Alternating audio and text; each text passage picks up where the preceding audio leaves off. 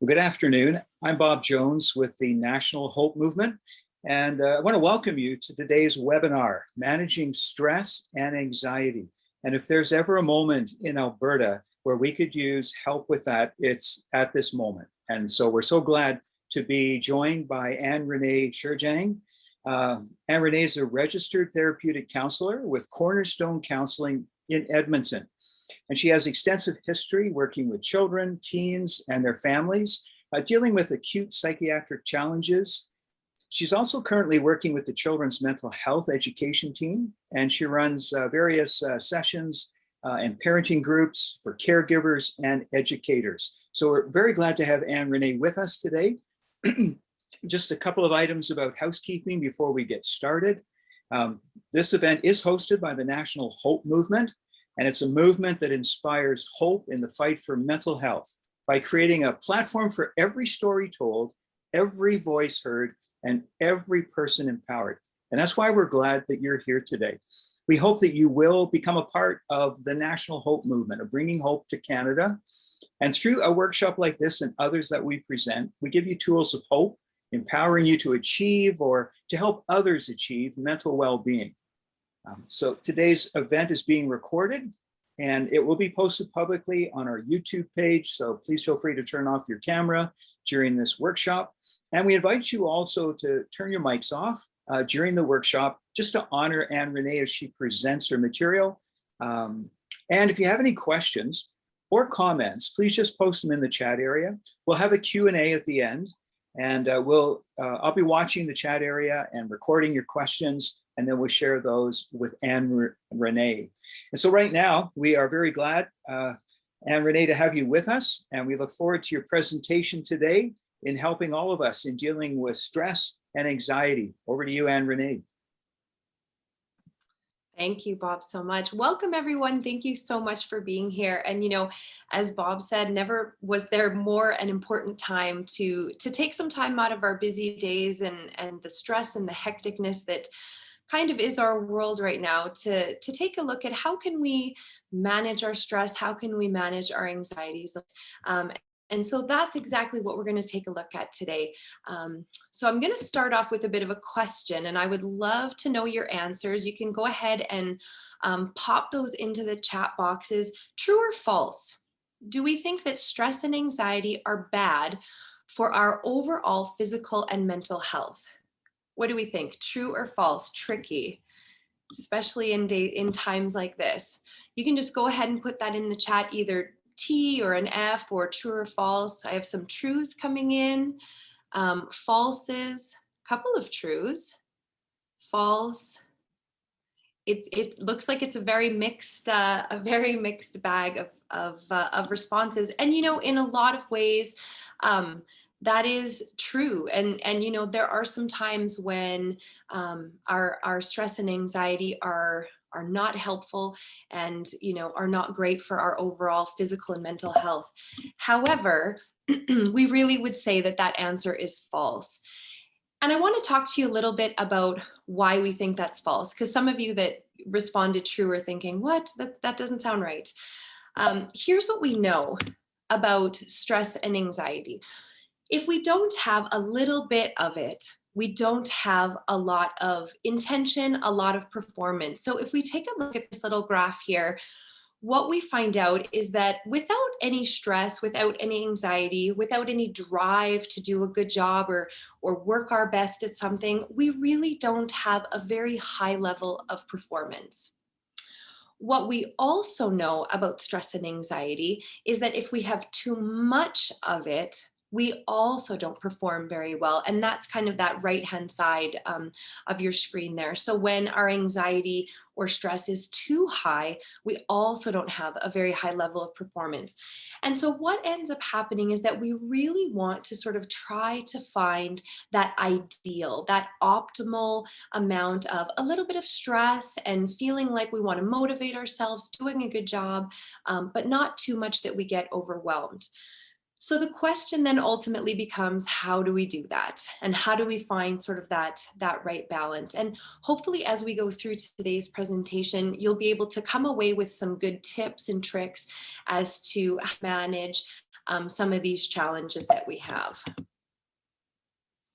So most of us have likely heard of the phrase fight, flight, or freeze response. And of course, that is the response by which our adrenaline gets going. We feel as though we might be in danger, and we have sort of a choice to make in that moment. We're going to either fight off whatever scenario might be going on. We might try to run away and flee that situation. Some of us might actually just freeze in that moment. We're not really sure what to do. We're not really sure how to respond. And we just sort of stop in our tracks and we're not really sure how to proceed.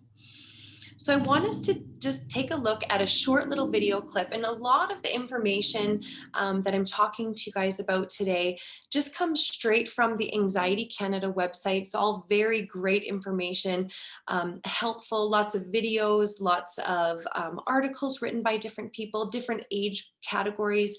And so let's just take a look at sort of what we mean by fight, flight, or freeze. You know what anxiety feels like. We all do. Everyone experiences anxiety in some way or another. It's something that connects all of us together. Why we feel anxiety and what it really is, that may surprise you. Without anxiety, we'd all be in serious trouble. As soon as your brain senses you're in danger, a little piece of it, called the amygdala, kicks in. It gets your body ready to react. That could mean fight, run away, or shut down. It's called the fight, flight, or freeze response. This reaction goes back millions of years to our distant animal ancestors. Animals whose amygdalae were more sensitive to danger were more likely to stay alive and off the menu. Over millions of generations, this developed into the system we all know as anxiety. So you see, anxiety itself is not all bad. But when there's no immediate life or death threat, and your amygdala keeps telling your body that you're in danger, that's when anxiety becomes a problem. Your amygdala doesn't know the difference between getting eaten and public speaking or failing a test. Human society has only existed for a relatively short time. It's messy and complicated and confusing, and our amygdalae just haven't had time to catch up. So sometimes, when we're in uncomfortable situations, our brains misread the risk and overreact. Our hearts beat faster and we breathe heavily, pulling more oxygen into our bodies. The muscles in our arms and legs tense up and fill with blood. Our skin perspires to cool us down. This would all be great if we needed to fight or run, but instead, we just feel tense and sweaty. Sometimes our minds go blank and we feel like we can't move or talk. That would be great if we needed to hide. Instead, we just feel stuck. When things trigger our anxiety, sometimes we try to avoid them, like our ancestors avoiding a predator. But that can cause problems when those triggers are important parts of life, like going to school or meeting new people, things that won't just give up and go away. So how does knowing all this help? Well, it starts with remembering what's really going on. There's nothing physically wrong with you. It's just your amygdala trying to tell you it thinks you're in danger, even if it gets confused about how much danger you're really in. Understanding why we feel anxiety is an important step in learning to manage it. So just some good, helpful tips there in terms of recognizing that our brain is reacting in a way that allows us to be able to fight or to run away or, respond to a dangerous situation. The challenge becomes when we're not in a dangerous situation, but our body is perceiving it that way, how to manage that. So I know that the video talked about a couple different responses that we can have. And I want to spend a little bit of time talking about these 4 responses. So when we think about our anxiety, we think about those anxious responses coming out in 4 different ways: physical, thoughts, emotional, or behavioral. And so I want us to spend just a little bit of time, and I'm going to again kind of enlist your help. When we think about physical responses to anxiety, these are the physiological things often we sometimes can't necessarily control. What comes to mind? What are some things, and I'm just going to pull up my chat box here. What are some things that come to mind in terms of those physical responses? What do we notice about ourselves if we're getting anxious? and we're finding ourselves in those moments. Just go ahead and put that into the chat box. So insomnia, somebody said, yeah, absolutely. So just kind of not being able to sleep, absolutely. What else? Some physical responses. The feeling of needing to get away or to move. Yeah, just kind of that restlessness, right? Loss of appetite, absolutely. It's a big one as well. What else? What is our body experiencing? What are some of those physical responses, those physiological responses? Some people might feel red in their face. Stress eating, somebody said. Yeah, we're going to talk a little bit more. Stress eating would be a little more of a behavioral response, and we'll talk about that in a minute. Increased heart rate, somebody said. Yeah, that's a really big one. So sometimes our heart is just beating. We can't necessarily figure out why. Sweating, someone said, just feeling agitated, right? Some of us might start twitching or tapping. And again, we're not entirely sure why. So again, these are all really great. And these become those physiological responses. So sometimes people get red in their face or feeling really flushed, maybe feel really warm. Oftentimes we might feel some butterflies in our stomach. And again, these are things that if we don't respond to them, they're not necessarily just sort of going to go away on their own. And we'll talk about what to do with some of those in a minute. But yeah, these again are the physiological responses that really our body doesn't have a whole lot of control over. Short breathing, somebody said. Absolutely. Yeah, that's a really good one as well. Then we take a look at our thought responses. Now, these are the thoughts that we're having in our mind.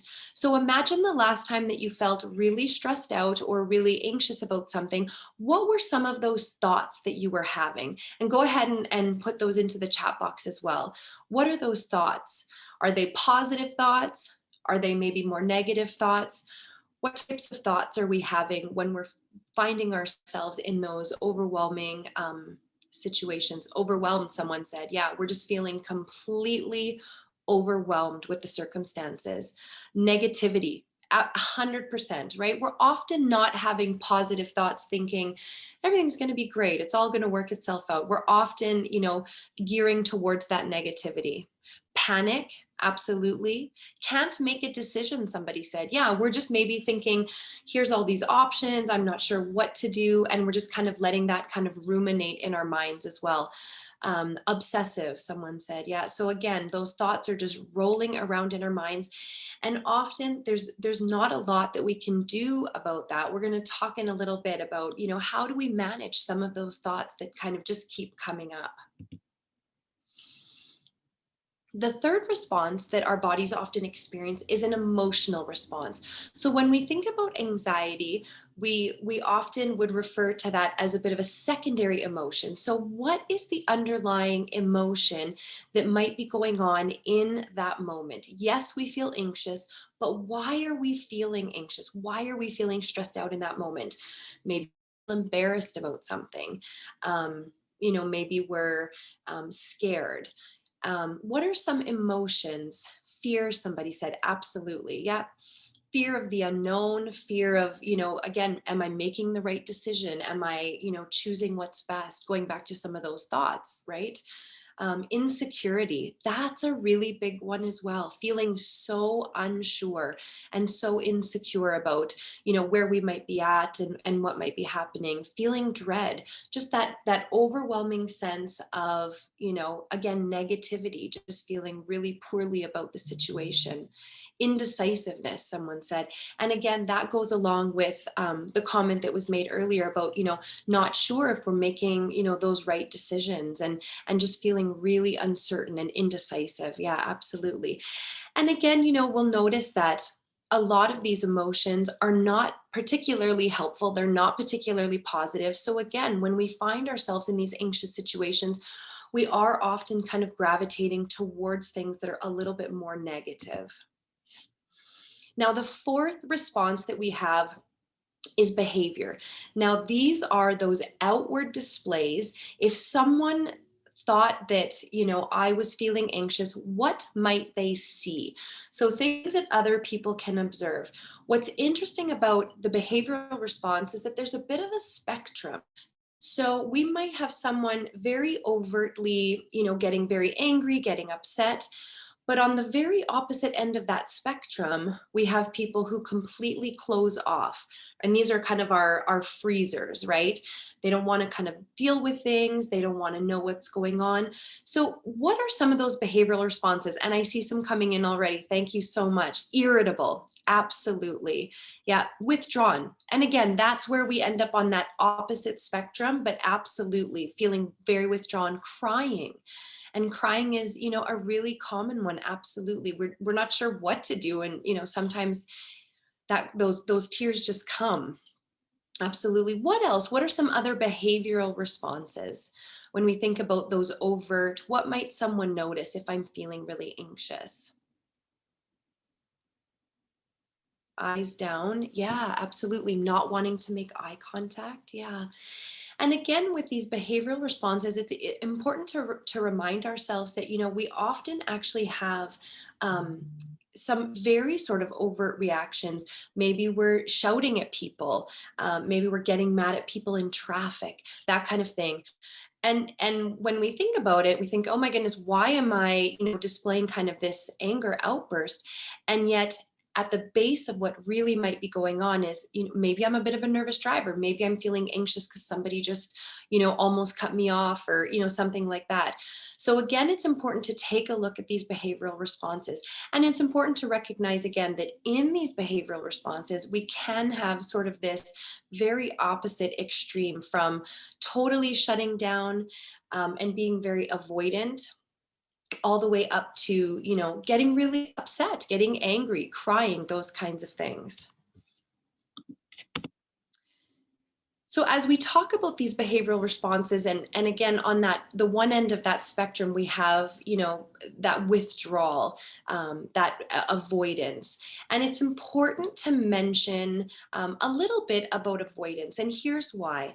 What studies show us about avoidance is that while it's kind of our go-to move, it's the thing that, seems easiest in the moment. Well, if I'm, nervous about a job interview, I'm just not going to go. And that's going to solve the problem. And while there's some truth to that, because it will sort of solve the immediate problem, it's not going to solve the problem long term. And in fact, what we know about avoidance is that it's actually going to cause more troubles and more difficulties as things kind of go along. So if we miss one job interview thinking, I'm so nervous and I don't want to go, I'm just going to cancel. What's actually going to happen the next time we need to head to a job interview is our anxiety is actually going to be that much higher because we have avoided the initial sort of moment.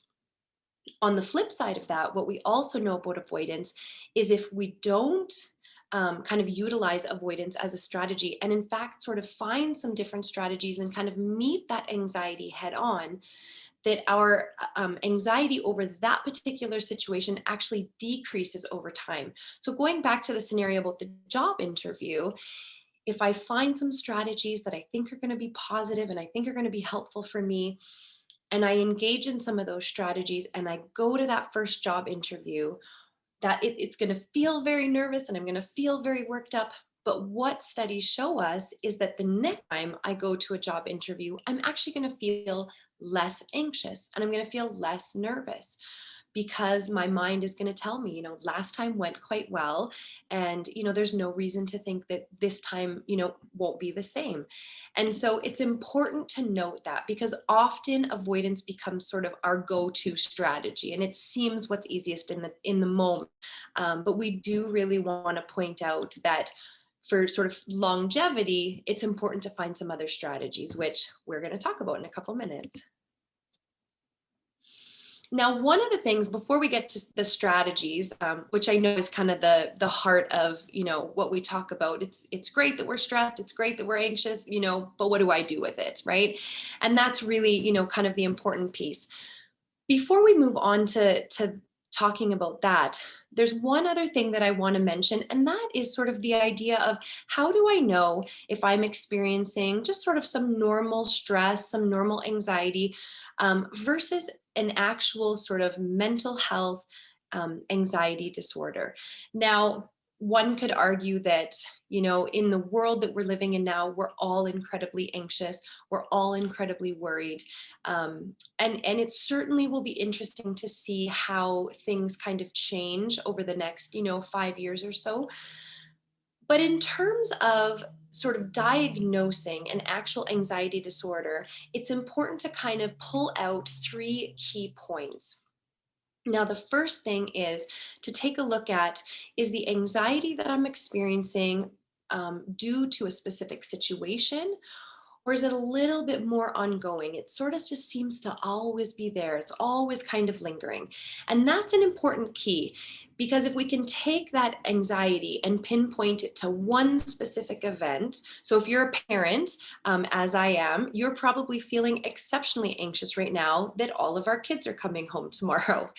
And so while we're all feeling anxious about that, we can also pinpoint that to a very specific situation.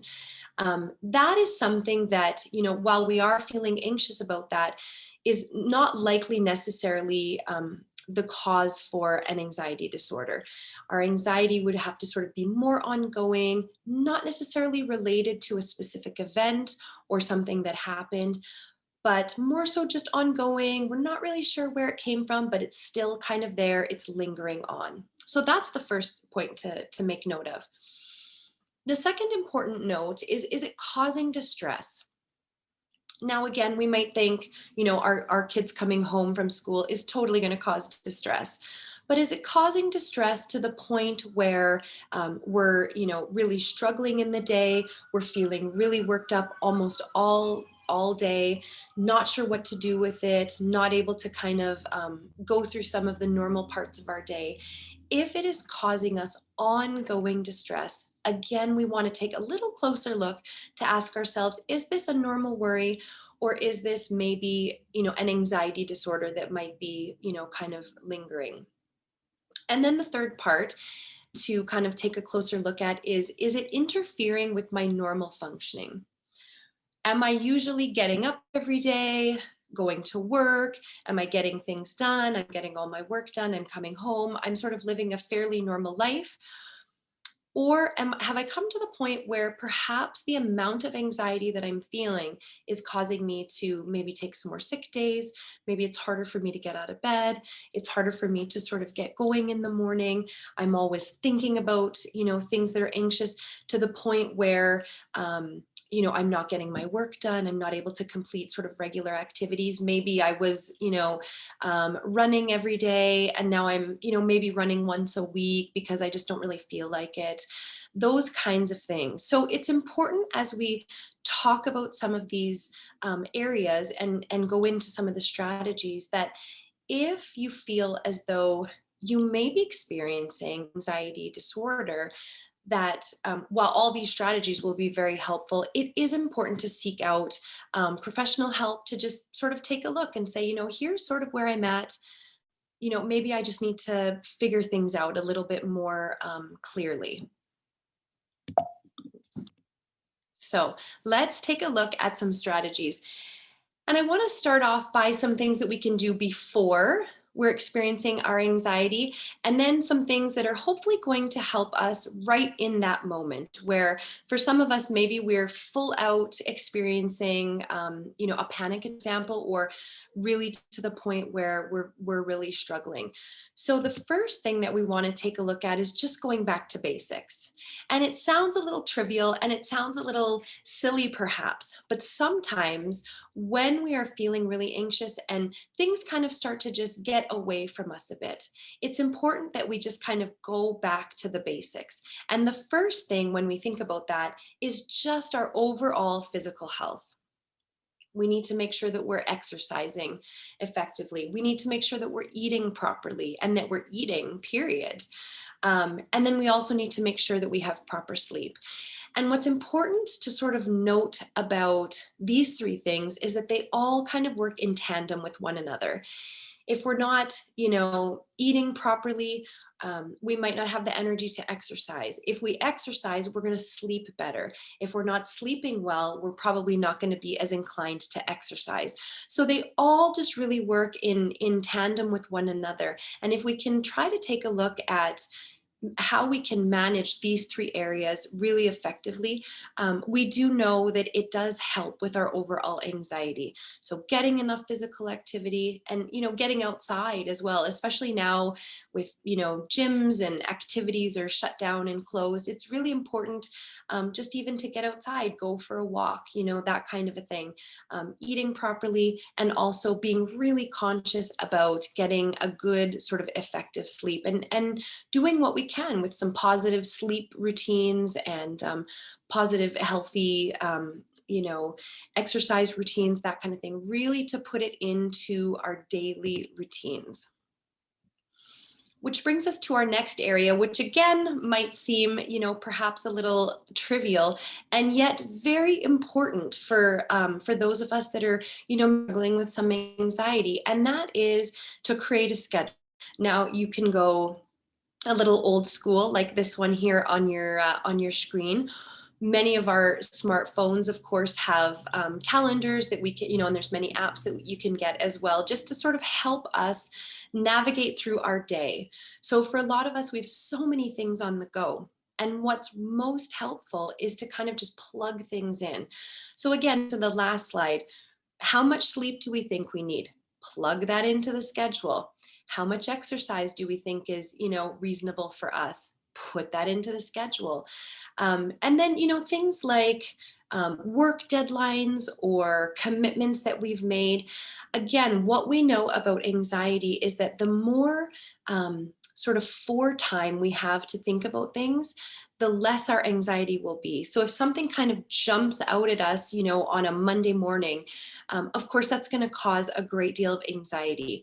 Whereas if we have it all scheduled, we have it all written down, we can look ahead and think, this is what my Monday is going to look like. I need to prep myself. I need to be prepared. I need to know that, this big project is due on a Monday, for example, or, I have a particularly busy Monday. So I need to, kind of just mentally and emotionally prep myself for that. And so having a schedule laid out allows us to feel a little less anxious, because we know that we have it all set out. I don't need to be anxious about tomorrow, because I'll take a look at it and I know it's all going to be set out for me. And even something like that can really help us to manage some of our anxieties. Another thing that we can take a look at, again, before we kind of find ourselves in those anxious situations, is something that I just sort of simply like to call awareness. And that is sort of just taking a look at those 4 responses that we talked about a couple minutes ago, and asking ourselves, what are some of my responses? What are some of my physical responses? What are some of the thoughts that I know I have when I'm feeling anxious? What are some of the behaviors that some people might sort of see in me? And if we can have that awareness and make note of it, make a mental note of it, again, it can help us as we enter those anxious situations. So if I'm, a nervous driver, for example, and if I know that, I start breathing, really quickly and very shallow, and maybe I grip the steering wheel very, very tightly. And if I know that and I have that awareness, when I'm in that situation and I'm driving, all of a sudden I notice these signs. And then it allows me to think to myself, okay, I see what's happening here. Someone just, ran out in front of me. That made me feel very nervous. And sometimes simply just knowing and having that awareness just a little ahead of the moment helps us to then be able to kind of stop and think, okay, what do I need to do to kind of move on with this situation, rather than entering into that fight, flight, or freeze response. So what we know about that adrenaline response is that it takes about 20 minutes. If there isn't a need to fight or flight or flee, that energy is kind of wrapped up in our body for about 20 minutes, unless we sort of do something about it.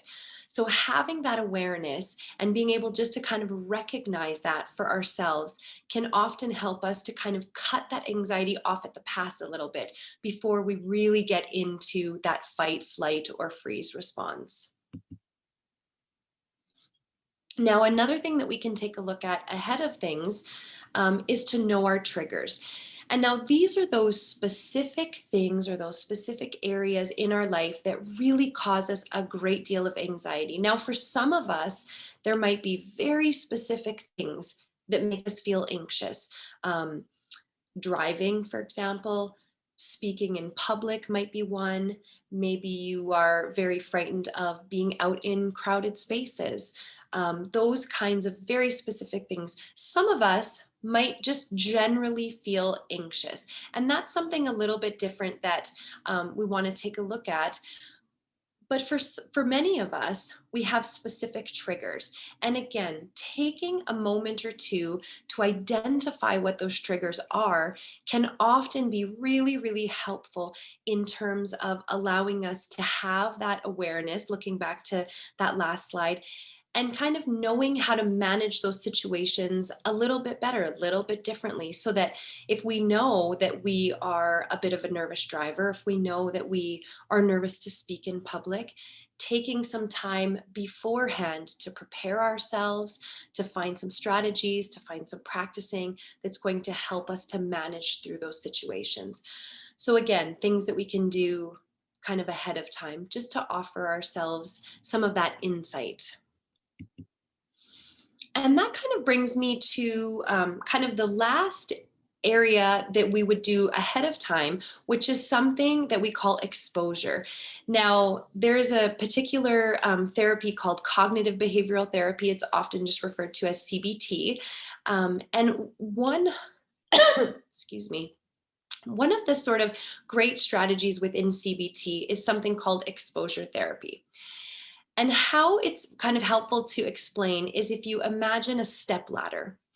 And so if you think about whatever that activity might be, being on the very highest rung of that ladder. So if we think about speaking in public, for example, and if that is, the big thing that, we want to speak in front of a room of 50 people, for example, and how are we going to manage to do that? Because we already know, we have that awareness that that makes us feel very, very nervous and anxious.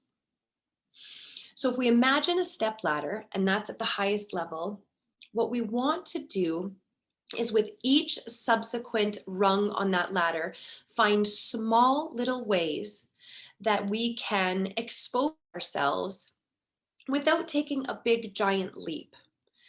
So if we think about speaking in a room full of 50 people, what we might think about initially is maybe giving the presentation in our bedroom all by ourselves with absolutely nobody there.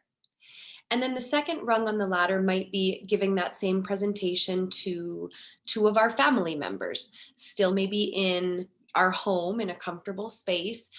And from there, we might want to go to the location where that presentation might be and give that presentation to an empty room.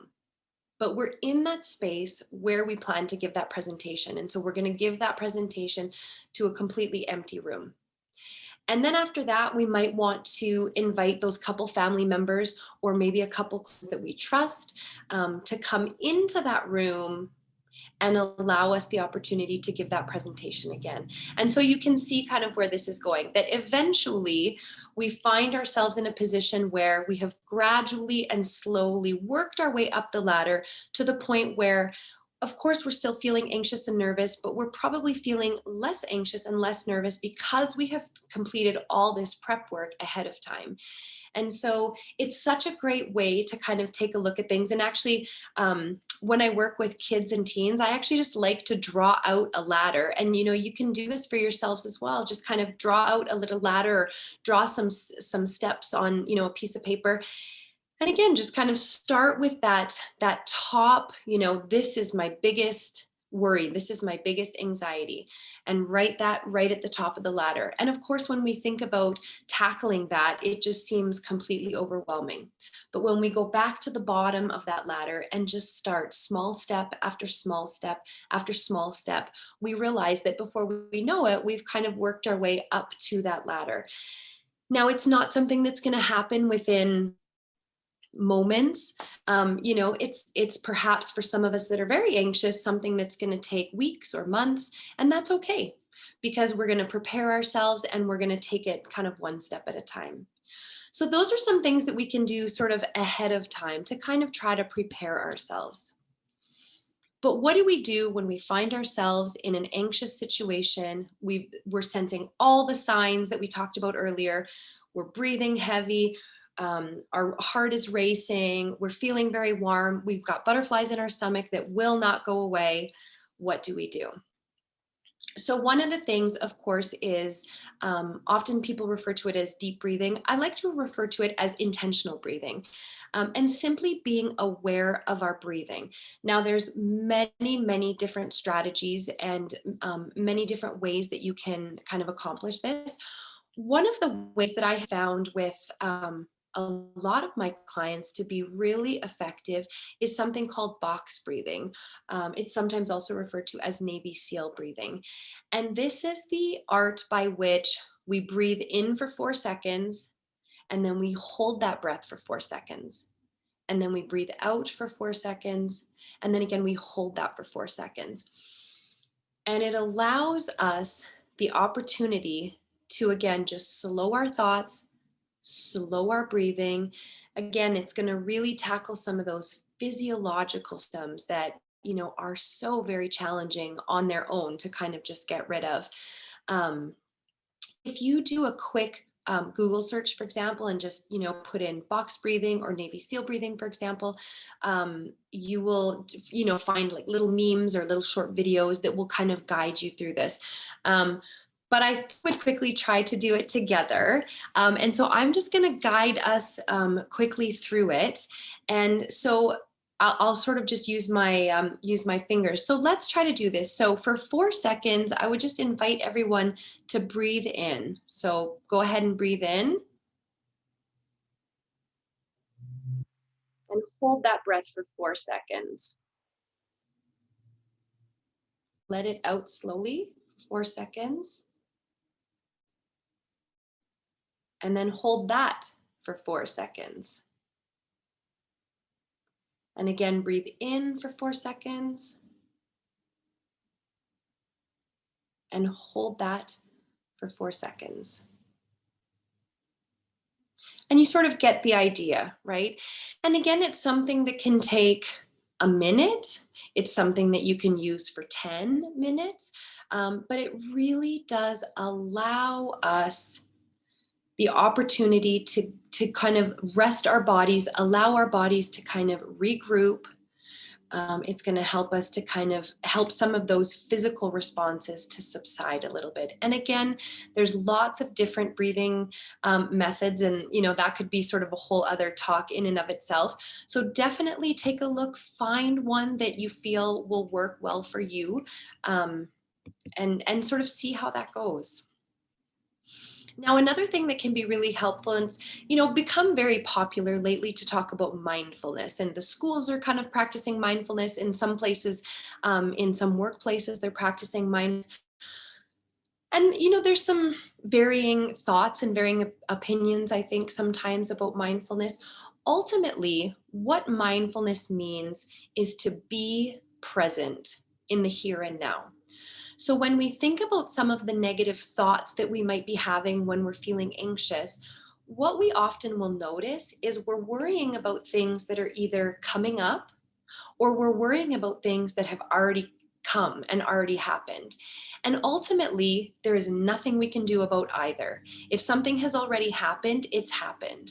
And if something is yet to come, again, there's not much that we can do.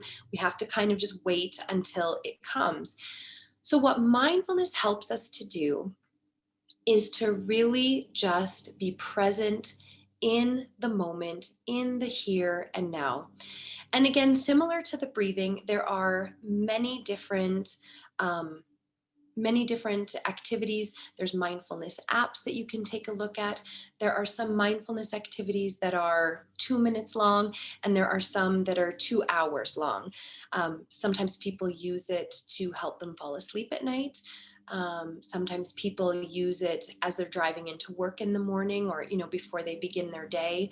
And so there's many different uses for mindfulness. And again, there's many different guided mindfulness activities, but there's also some that we can kind of just casually do on our own. And so again, I thought it might be fun to try this out. And it's really just going to take us probably 2 or 3 minutes. But I thought it might be just kind of a good introduction to what mindfulness can kind of look like. So I would invite everybody to just kind of get comfortable in the space that you're in. And you can kind of shift yourself around a little bit just to feel really comfortable. And then I would just invite you to take a deep breath in and then slowly let it out. And I'd like you to take a moment or two to look around the room where you are and find 5 things that you can see. Now, if you're in a familiar room, try to find 5 different things that you've never noticed about that room before. So I'm just going to give everybody just a moment to find 5 things that you can see.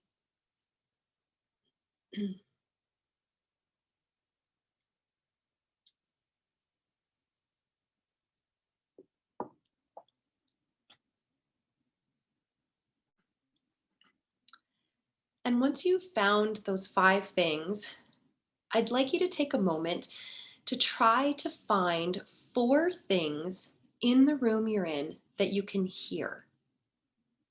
It'll get a little trickier as we go, but try to find 4 things that you can hear in the space that you're in. And I'll just give everyone a moment to do that.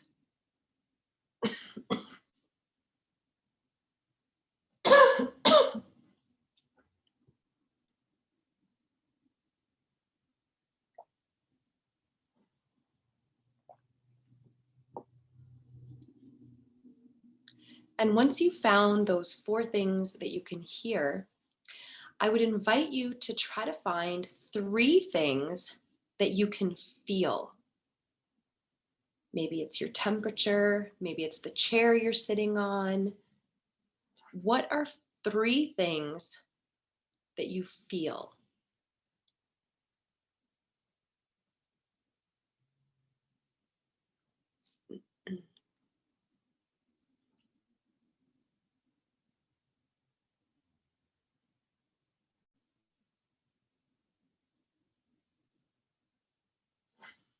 And when you've found those 3 things that you can feel, I want to encourage you to try to find 2 things in the space that you're in that you can smell. Now we're really going to get tricky. 2 things that you can smell. Maybe you just had lunch. Maybe you have a nice candle going. 2 things you can smell.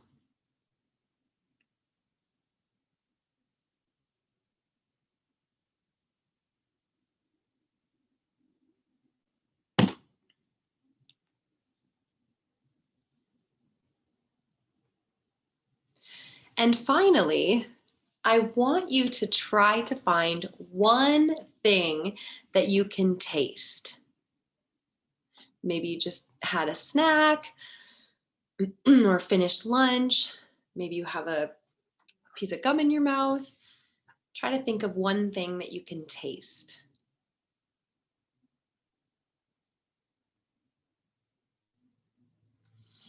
So that is an activity, sort of a mindfulness activity we refer to as 5, 4, 3, 2, 1. You can change it up in that, maybe you find 5 things in the room that are blue and 4 things in the room that are red. 3 things that are white, that kind of a thing. But again, it's just a really simple activity that anybody can do anywhere, no matter where they are, no matter what situation they're in. And, it just takes a couple quick moments.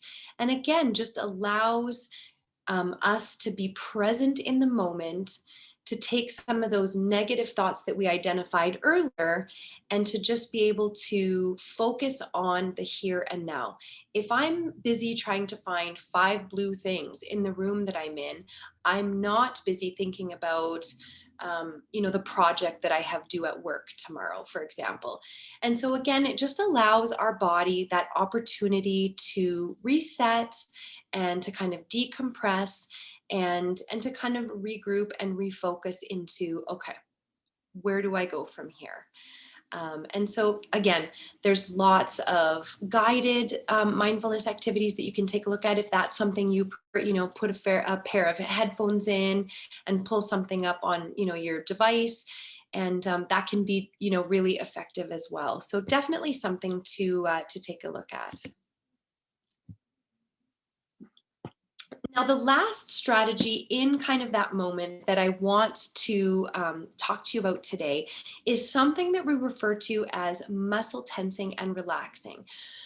So again, one of the things that we identified is, maybe we get twitchy or fidgety, I think somebody said earlier on.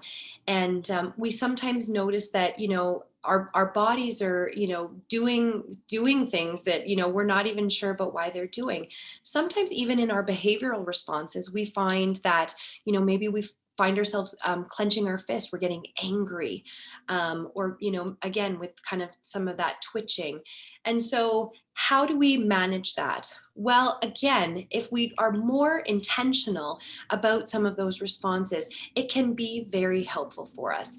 And that's where this muscle tensing and relaxing kind of comes in. Now, this is something where it can be really effective just to simply use your hands, or you can do kind of a full body screen. So what that might look like is tensing up your toes, count to 5, tense them as tight as you can, and then shake them out.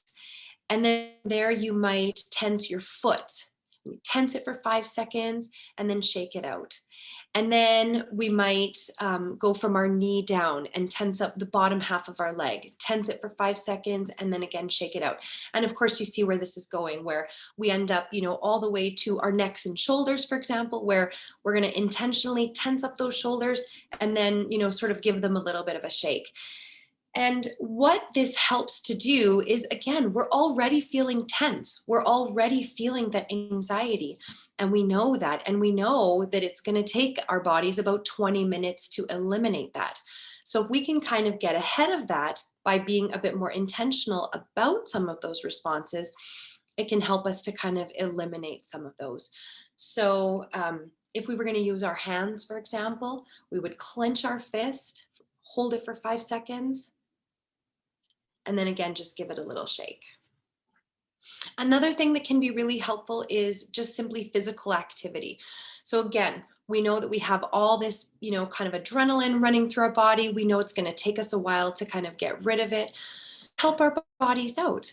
Going for a quick run or doing a couple jumping jacks, or, lifting a couple weights, if that's sort of more your flavor. But again, sort of engaging in some kind of a physical activity, an intentional physical activity, to help our bodies to kind of sort out some of that anxiety.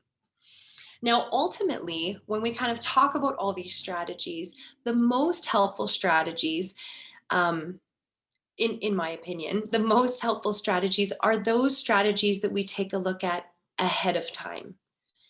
Because if we can take a look at some of those earlier strategies that we talked about, ideally, we don't land ourselves in those same very intense situations, because we have sort of done our homework ahead of time to allow us to have that awareness, to know what triggers us, and to maybe create a bit of a step ladder approach for ourselves to kind of ease ourselves into things before just kind of jumping off the deep end.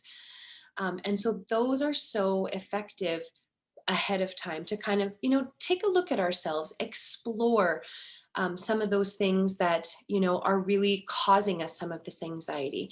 And then again, these strategies here will really help us when we land ourselves in those very stressful and anxious situations. So the last thing that I want to mention, which arguably is the most important thing, is that it's very, very important that we take care of ourselves first. And so the story that I always like to tell, and not that anybody is flying right now, but the analogy that I always like to give is that when you go and fly in an airplane and they go through all the safety demonstrations, what they never say is go ahead and put everybody's oxygen mask on first, and then go ahead and put it on your own, right? That's never what they say. In fact, they say the opposite. Put your own oxygen mask on first, and then go ahead and help everybody else. And it's really important that we take time to kind of mention this, because we can't pour from an empty cup. And so what that means is that if we have nothing left to give because we are not looking after ourselves, where do we go from there? And so you might have other people in your life, for example, and think, oh, I think they're quite anxious and they're struggling and I want to help. It's really important to help ourselves first and foremost, because we're not going to be able to help those around us if we haven't done that. And so I encourage you to, again, thinking back to that schedule that we talked about, I encourage you to take a look at what self-care might look like for you. For some of us, it might mean 10 or 15 minutes every day. For some of us, that might not be reasonable, and it might mean an hour a week. Or for some of us, that's also maybe not realistic, and maybe we get away for 3 days, once every 6 weeks or 2 months. And all of those things are great, and all of those things are okay, as long as you find something that is going to help you to refill that cup, to re-energize you, and then carry on with, some of these strategies, some of the tasks that are in front of you. And that, of course, is going to be the most effective in managing our stress and anxiety. So I want to say thank you so much for being here. This is my information and just kind of generally the information of Cornerstone. And, Cornerstone is such a great organization and is so willing to help. And so please, if you feel as though maybe you fall on that more anxiety disorder sort of scale, do please feel free to reach out to Cornerstone or reach out to somewhere for sure. That is kind of the end of my formal presentation, and I'm happy to try to address some questions if there are any. Thank you so much, everyone. And thank you, Anne Renee. You've given us some very practical and in reach kind of tools to be able to use. So appreciate that very much. We just had a comment that says, in this season, I think we need at least 20 minutes to an hour a day just to fill our cup. That was such a great picture you gave to us. We often forget that, right? We try to put everybody else's mask on first. Yeah. And so again, great content, and you can continue to post questions in the chat area. I have one question. Earlier you talked about sleep, just how important sleep is. You talked about nutrition, exercise, and sleep. I wonder, Anne Renee, if you have any thoughts or practices for how to get to sleep, and then how to get back to sleep if you wake up in the middle of the night. What would you say on that? Yeah, good question for sure. The most important thing in terms of sleep is to have good sleep hygiene. And most of us as adults are not great at that, to be honest, but it's important to have a schedule, sort of a sleep schedule. So try to go to sleep at about the same time every single night. Try to also wake up every morning at about the same time. Just even that is really helpful in kind of allowing our body to have that good sleep pattern and to kind of know, when am I tired? When am I ready to wake up? Some other things that can be helpful in terms of actually just getting to sleep. Again, those mindfulness activities. I know a lot of people who will play even just soft music, for example, or some of those guided mindfulness activities that just kind of help us to sort of calm our bodies. Because a lot of times if we're feeling anxious, we lay down and then all we're doing is thinking about all those things that we're anxious about. And so if we can, again, have something else to place our attention on, be present in the moment, that can, again, also be really helpful. In terms of if you're waking up and having difficulty falling back to sleep, again, you could use some of those same strategies. If you're waking up in the middle of the night because of anxiety and because you're feeling really anxious or nervous about something, often a strategy that can be helpful is to have a little notepad and a pen beside your bed. And if you wake up thinking, oh my gosh, I just remembered tomorrow is, this day and I have all these things, just write it out on a little sticky note and then just keep it beside your bed. Sometimes just the act of kind of getting it out of our head and onto a piece of paper allows us to kind of let it go for a little while, enough that maybe we can kind of get ourselves back to sleep. So I hope that that's helpful. Yes, thank you. And then we're on a pattern of answering questions about sleep here. This seems very important. So in terms of restorative sleep, the question was that what happens if you sleep and you don't feel restored when you wake up? So the individual was sharing about having vivid dreams that when they wake up then affect their day. So their sleep isn't as restorative as it could be. How would you address that? Right. Yeah, that's very tricky for sure, and cumbersome for the day for sure.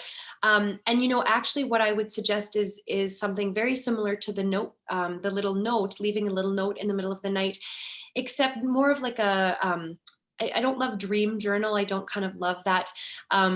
Sort of label, I guess. But in fact, it can be really helpful when you first wake up in the morning to grab, that little notebook and just make a note of the dream. As many details as you can remember, as many things as, you recall, write them all down. And again, then leave that book, beside your nightstand. It's something that if you wanted to, you could come back to and take a look at and think, I wonder where some of these things are coming from. And it can actually give us a lot of insight into maybe some of the anxieties that we are having, because that can sometimes spill into our dreams. But hopefully, even before you even step foot out of the bed, to just start writing as much as you can recall. And again, then just putting it aside. Could, I think, be helpful in terms of then trying to move on with the rest of your day rather than trying to process some of those things. And then, kind of allowing yourself opportunity later in the day to come back to that and think, okay, where is this coming from? What information can I maybe, gain for myself for this situation? Okay. Again, very very practical. And Renee, we appreciate you taking time from your life and your day to share with us on this web workshop. I have a feeling that you probably don't know anyone on the workshop, but you have been very personal with us and very practical and helpful. So we appreciate you taking time, pouring into our lives, especially in the moment that we find ourselves in. And I want to thank everybody for being on this webinar today. Thank you for coming in. And just a few things, I posted in the chat area a link to our website. And on the website, you can then find links to our YouTube page, Facebook, Instagram. And that's where you can keep track of some of the webinars we've done this week, as well as other ones that are coming up. And in a few days, you're going to receive an email with a survey. We'd love to have your feedback. We just want to get better in serving people in regards to helping with mental health. And as I mentioned at the beginning, we'd love to have you as a part of the National Hope Movement.